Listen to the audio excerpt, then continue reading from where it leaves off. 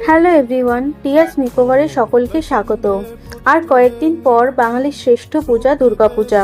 এই 4টে দিন মা পার্বতী তার ভোলানাথকে ছেড়ে আসেন আমাদের মাঝে।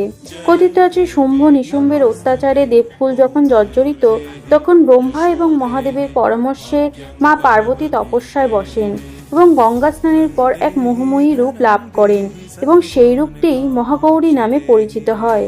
মহাগৌরী তার উজ্জ্বল সৌন্দর্য এবং উদারতার জন্য পরিচিত। দেবীর এক হাতে শোভিত বরাভয় মুদ্রায় এবং বাকি 3 হাতে থাকে পদ্ম, ত্রিশূল এবং ডমরু।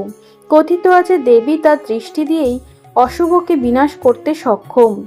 দেবীর অপরূপ রূপ দেখে শুম্ভ নিশুম্ভ দেবীকে কামনা করেন এবং শুম্ভ নিশুম্ভের এহেন কামনায় দেবী অত্যন্ত রুষ্ট হন এবং তাদেরকে যুদ্ধে আহ্বান করেন এবং পরাজিত করেন। দেবীর হাতে শুম্ভ নিশুম্ভ নামক